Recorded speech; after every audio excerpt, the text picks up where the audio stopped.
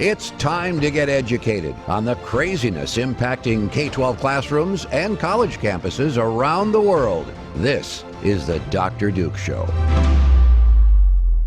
Hello, everyone, and welcome to the Dr. Duke Show. We have a great show for you today, so hit that share button. Keep us growing. Before we get started, I do want to mention that Freedom Project Academy, our Judeo-Christian classical online school, is now officially enrolling for students for the fall. If you're interested in a great alternative for your kids' education, request a free information packet at freedom4school.com. That's freedom4, F-O-R, school.com. And speaking of education, parents, are you worried about the indoctrination happening in public schools? I have great news for you. There's a revolution transforming education, and it's not happening in the classroom. Schoolhouse Rocked, the homeschool revolution, follows one family on their journey to dispel all of the myths and misconceptions and uncover the actual truth about home education. We want you to watch this short clip. Education is discipleship, and this is something I didn't understand until I was probably 3 years into homeschooling. The Bible teaches us in Luke 6:40 that when a student is fully trained, he will be like his teacher. And as we look around the culture right now, I think it begs the question, who is teaching our children? Who is teaching our children, and what are they teaching our children? And to me, the primary benefit of having my children home with me is I am able to impart my worldview to my children. This video is an absolute must, whether you're got your kids in private schools or homeschools, and we at Freedom Project are immensely proud of sponsoring Schoolhouse Rock today on DVD or HD streaming by visiting schoolhouserocked.com/FP. Again, schoolhouserock.com/FP. This is a fantastic movie every mom needs to see. Today, we're going to start in Kentucky, where a summer sex education camp for kids promises to teach them how to masturbate, to obtain an abortion, and even have sex while using drugs. Well, this is called the Sexy Sex Ed in Kentucky. It's a camp. It was a virtual camp based out of Hazard, Kentucky, that actually took place last summer. And so it's, are they going to have another one coming up this summer? And it sounds like they would, because they've had sex education workshops for kids since 2012, and it's been brought to light because of Christopher F. Rufo, who has been doing a lot of investigatory work with what's happening to our children. And so he had a nice little stream on Twitter there, highlighting what's happening at this Sexy Sex Ed. And the founder of said Sexy Sex Ed is none other than a woman named Tanya Turner.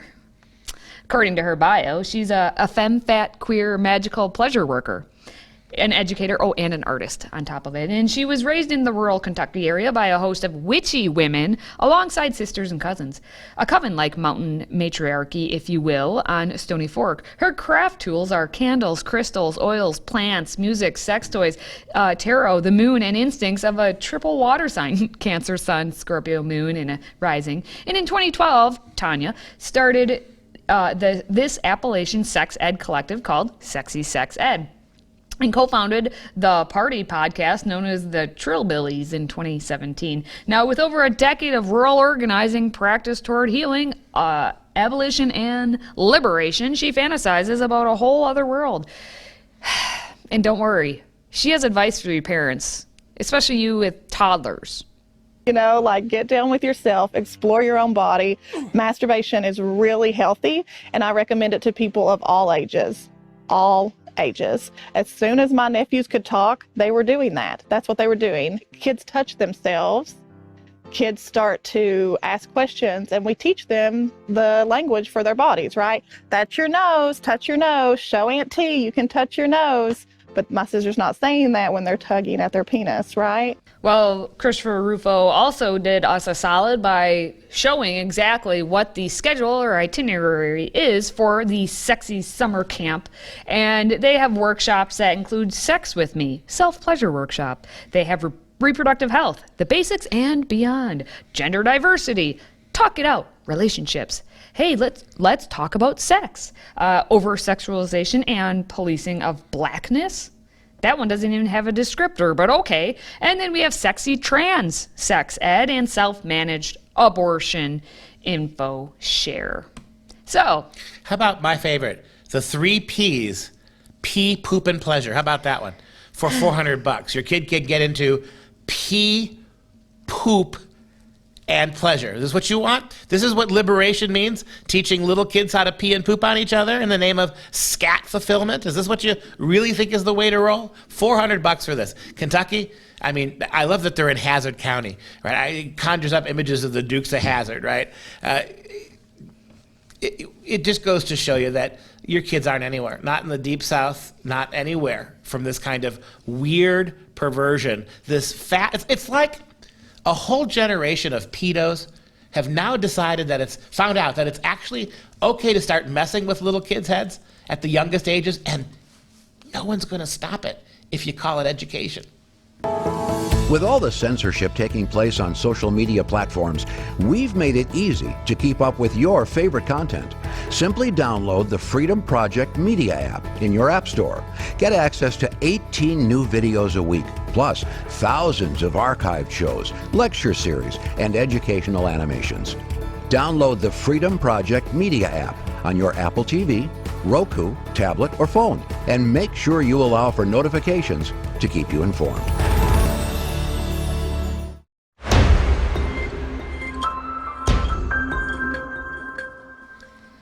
well, don't you worry, Mom and Dad, if you're not in Kentucky, so you can't send your kid to that camp. Well, are you in Seattle? Could you send your kid to this awesome camp? Where the Seattle Museum is actually the one having a week-long summer camp. And this time it's all about the art of drag. It's actually drag-tastic, as they say. The Seattle Museum of Pop Culture is hosting summer camp, The Art of Drag. And that's, again, this summer because, of course, they've already done this. This is what they do. They don't even try and hide these things anymore. It is being led, again, by local drag artist Joshua Hancock and is open to 12 to 18-year-olds. Except it's really not open because it's already sold out for this upcoming August. And since everyone was able to register, those who got in before May 31st, it's only going to cost you $370, parents, for the 1 week to have your kid go learn how to be drag-tastic. Now, as the promo said, it was led by Seattle performer Joshua Hancock. You'll investigate drag history and work together with local artists to create your own personas. You'll choose your name, explore hair and makeup techniques, and develop your character's stage presence. At the end of the week, celebrate your new drag personas with a private showcase. Complete with quarters shoved in slots and rising windows. Look, I got to tell you, this is creepy beyond end. And one more, on top of everything else that Katie just said that's really disgusting, how about this? One more way in which men are fully eclipsing female culture. Once again, the men who are dressing as the women are the ones who are the heroes. They're men. In any other circumstance, this would be called a cultural appropriation. When white people put black on their faces, you're exploiting in a horrible way another race. Somehow, when goofy, somewhat fruity men dress as wildly exotic women with all of that face paint, all of those evening gowns on, all that, for lack of a better word, slutty costuming, why is that not a cultural appropriation every bit as wide and disturbing as blackface? The idea that this is some kind of simple act. I'm just talking the words of the feminists, right? I'm just talking the words of the gender and the race theorists. So it's okay to do this to female culture, but you wouldn't dare do this to black culture. The white kid in dreads, right? No, that's not a look we sanction anymore, is it? Now, you say this is, the wild and all that, but Joshua bases himself on Dolly Parton, who is an icon. And he says he goes by just the name of Parton, and it's based off of Dolly Parton. And he uses voice to spread love and open minds. But okay, fine. You're not in Kentucky. You're not in Seattle. How about Indianapolis? We got one more for you. And again, we have Christopher Rufo who's talking about this. This camp is called Sex Ed Summer Camp for grades 3 to 5. And it's hosted by Ashley Robertson in Indianapolis in June. Anyone? Indianapolis in June? You want to go? You're in grades 3 to 5 to learn about sex ed? Maybe? Well, our friend Ms. Ashley Robertson, made a Facebook group that she has there so you can investigate her happenings on there. And she likes to post pictures of carrots. But her talk is actually called, or her group is called Let's Talk About Sex Ed with Ms. Ashley, and it's only going to be $250. And in the About section for that specific camp, it says, during my most recent course, one student commented, I've been in school for years, and I think I've learned more useful stuff in this class in just a couple weeks. Now, members of the group do include Indiana Public School elementary teachers, senior engineer for PBS, an assistant professor of teacher education for Eastern Michigan University, a counselor over at Fishers High School, and many others belong to her Facebook group, again, called Let's Talk About Sex Ed with Ms. Ashley. And as you saw, the carrot picture she put on her Instagram, and it's all about explaining how condoms are insertables. And here's what she wrote. Tell your kids to use condoms on all insertables. There are so many, and she wrote pervertible items, and most of them aren't things you can sanitize. Well, she's wearing her mask, so she's probably sanitizing pretty much everything in her little world. But as Christopher Rufo wrote, Ms. Ashley wants to teach young children to use condoms on all insertables, develop a vocabulary for sexual orientations and gender identities, and to explore sensations and discover what feels good. Her classes are non-binary, sex-positive, body-affirming, and inclusive. Today's show is sponsored by our friends at MyPillow. Save up to 66% on all items at MyPillow.com when you use the code Dr. Duke. That's DRDUKE. Support this show by supporting a great American company.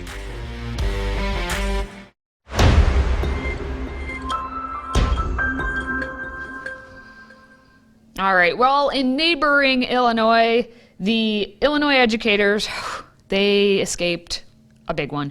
They were spared from having to hear from a porn star.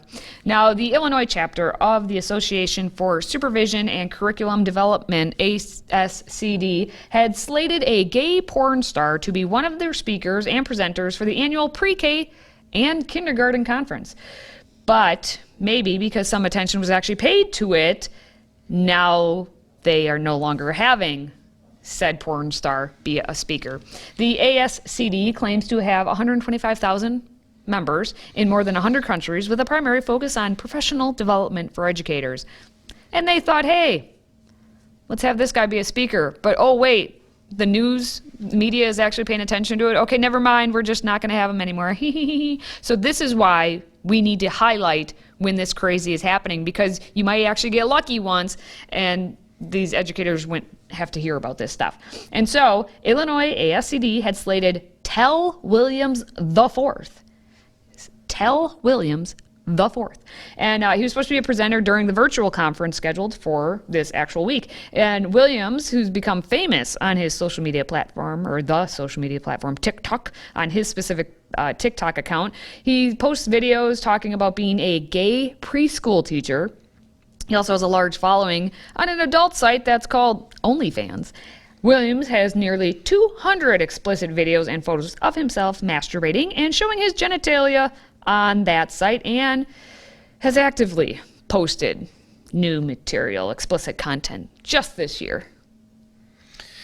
The ASCD promoted Williams on its website. Quote, Mr. Williams will be discussing what real and effective self-care items look like. I assume self-care means masturbatory toys.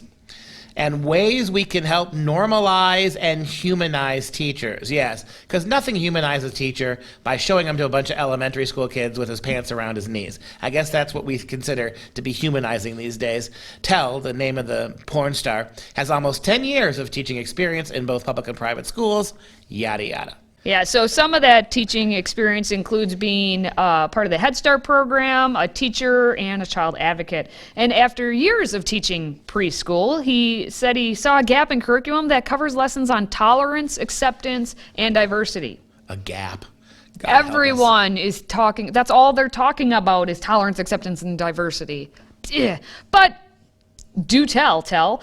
Because of this, he created his own library that helps aid him and other educators on discussing these important matters in and out of the classroom with young students. Is library a euphemism for porn stash? Maybe. He, by the way, doesn't even try to hide the fact that he does the porn. He has several posts on his social media feeds bragging about all the explicit videos. One post on Twitter, he actually shared a poll asking people what sexual act they wanted to see him perform on his sex website. So, you're always looking for story ideas, right? We're always looking what's going on. Tell is as well. He's a man of the people. Now, his TikTok. Williams has become famous, again, as we said, and it's where he does on there, he even claims, hey, I'm a gay pre-K teacher. In videos that are on TikTok, he brags about talking to preschoolers about sex ed. He consistently makes fun of those he sees as being bigoted parents. Those bigoted parents. One video, he actually made a joke about talking to a child about being a power bottom. And he makes fun of parents who are concerned about sexual content being taught to their children. I mean, obviously he knows what's up. The statement, though, finally, about them, I can't imagine, again, just learning all that about Tell, why ASCD would cancel him. But, in the statement they said about canceling him, Illinois ASCD scheduled Tell Williams IV to speak at a recent conference. Based on information made available, Mr. Williams did not speak at the conference and will not speak at its virtual conference. Illinois ASCD works diligently to provide exceptional learning experiences for members.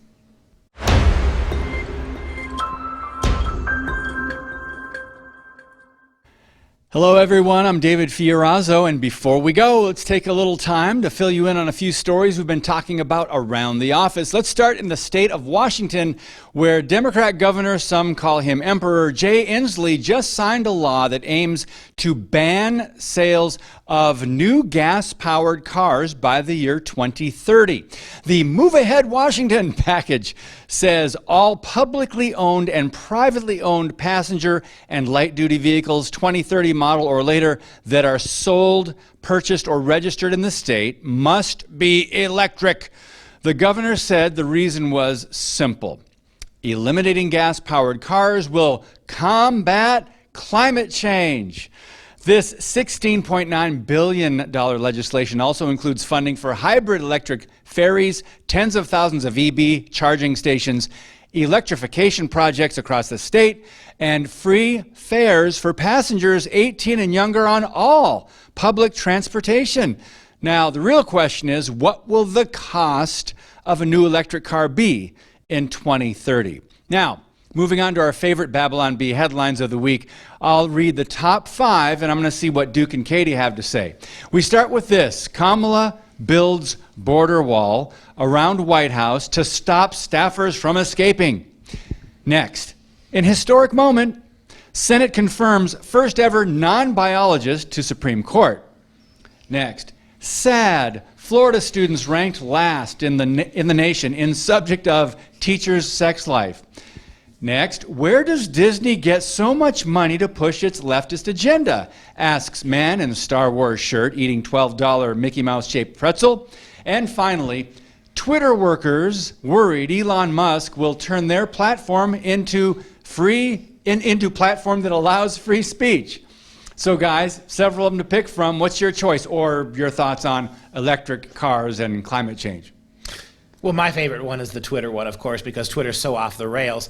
Unfortunately, since yesterday, Elon Musk is not going to become part of the board. Hopefully, that will free him up to buy more stock at Twitter and actually force these idiots to allow free speech on its platform. That, to me, would be the most impactful. Were that to happen, were Elon Musk he resisted to be on the board, as a board member, he would be limited to how many shares he could buy. People speculate that now that he's rejected that, he may try out to buy up to 50%'s worth. I hope it happens, because the only thing that's going to get me to use Twitter is if someone like that forces it to be a free speech platform. Katie? Well, and for me, I guess I drive a very, very old minivan, so electric vehicles to me are just, I don't even care. I will be riding my bicycle before I will be driving an electric vehicle, because if they're already $64-ish thousand now, 2030, someone, if you want to have a GoFundMe to get me an electric vehicle, maybe that'll happen, but I can't afford that. And by the way, the creation of electricity is still harms the environment, whether you're using a gas car or an electric. Well, just saying. We just got to use diesel to make the electricity. To make the electric cars. Anyway, I keep Babylon Bee. Every week you get me. Yep. I fell for the Disney one. I literally thought that was going to be a real story because that's exactly it. Where does Disney get this money? I don't get it. And they're wearing Star Wars, and they're $12. It is $12 for a Mickey Mouse shaped pretzel. It's ridiculous.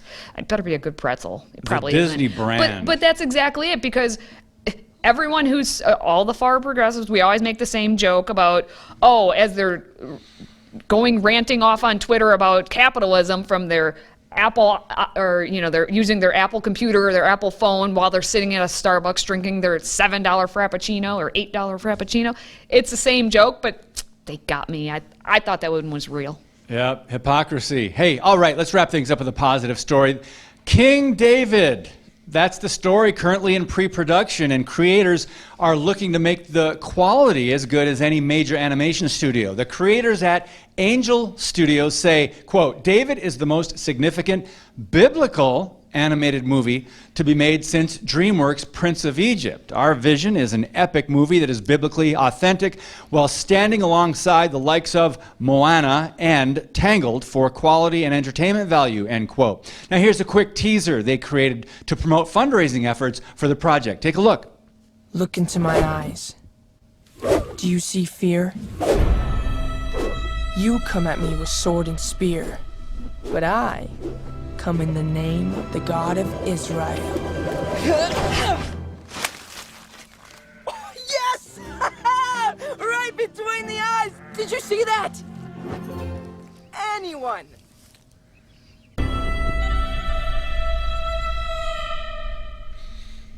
And likely no transgender characters in this one. So it looks pretty good, and that's exactly the kind of high-quality content we need, competing with the woke mouse house known as Disney. Now, if all stays on track, expect to see David in the summer of 2024. So, Duke and Katie, we desperately need more movies like this in our culture. What are your thoughts? Love the idea. To me, to have David practicing killing Goliath takes some of the drama away from actually killing him, right? I mean, the story, the Bible tells us that he's out there, he doesn't have time to practice. He goes out to meet his foe. That's a much more astonishing story of faith, right? Rather than having David practice, right? He's right, though. He has the God of Israel on his side, whether he practices or not. I just don't know why they had to add that particular quirk, but hey, shouldn't criticize. I agree.